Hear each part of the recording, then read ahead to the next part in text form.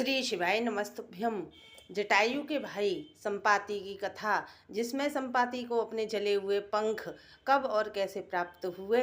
जटायु के भाई संपाति की कथा में आज हम आपको बताएंगे कि संपाति कौन थे। जटायु के भाई का नाम संपाति था। एक बार की बात है, जटायु और संपाति के मन में सूर्य के पास जाने का विचार आया, तो दोनों भाई जटायु और संपाति आसमान में ऊंचे उड़ने लगे।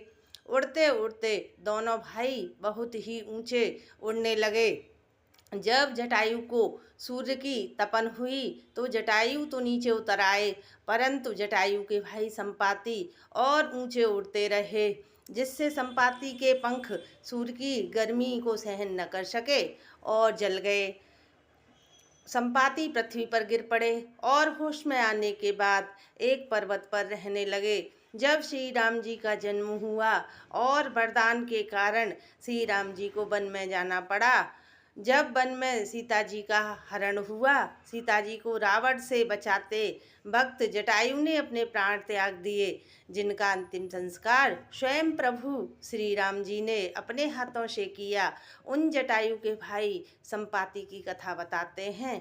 जब हनुमान जी ने श्री राम जी के साथ सुग्रीव की मित्रता कराई और सुग्रीव ने सभी वानर योद्धाओं को सीता जी की खोज में भेजा। जब चारों दिशाओं में वे सीता जी का पता न लगा सके, तब एक पर्वत पर इकट्ठे हुए। उसी पर्वत के पास एक गुफा थी, जहाँ पर जटायु के भाई संपाति रहते थे।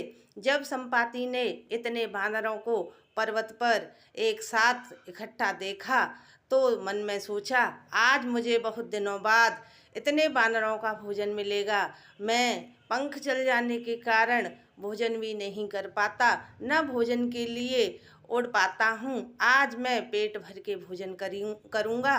तभी संपाति गुफा से बाहर निकल रहे थे। तभी सभी वानर आपस में कहने लगे, हम न तो श्री राम जी का कार्य कर सके और न ही अब श्री राम जी के पास जा सकेंगे, क्योंकि हम श्री राम जी के पास जाकर क्या कहेंगे।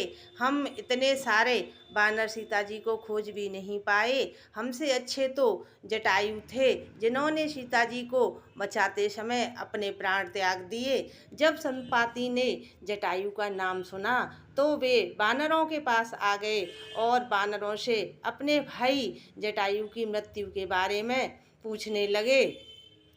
जब वानरों ने जटायु के प्राण त्यागने की कथा संपाति को बताई तो संपाति को बहुत दुख हुआ और संपाति ने वानरों से कहा, आप मुझे सहारा देकर समुद्र के किनारे ले चलो। मैं वहाँ अपने भाई जटायु के पिंडदान के बाद सीता जी का पता बताऊंगा। तभी सभी वानर संपाति को समुद्र के किनारे ले गए, जहाँ संपाति ने जटायु का पिंडदान किया और संपाति ने अपनी आँखों से चारों दिशाओं में देखा तो सीता जी को लंका में रावण की अशोक वाटिका में अशोक वृक्ष के नीचे दुखी अवस्था में बैठे देखा। जब संपाति ने वानरों को यह सारी बातें बताई तो वानरों ने पूछा कि आपने यहाँ बैठे बैठे सीता माता का पता कैसे लगाया।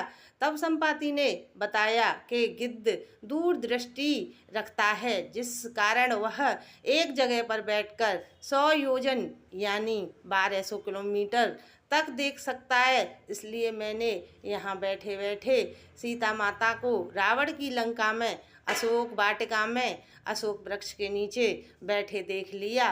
संपाति यह सब बात वानरों को बता ही रहे थे कि उनके जले हुए पंख प्रभु की कृपा से पहले जैसे सुंदर बन गए। तब फिर सभी वानरों ने संपाति से नए सुंदर पंखों का रहस्य पूछा।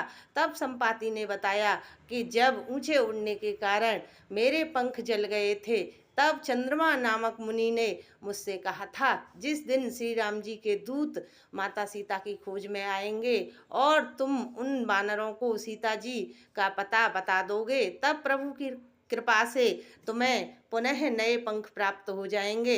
यह सब बताकर संपाति नाचते हुए आसमान में उड़ गए।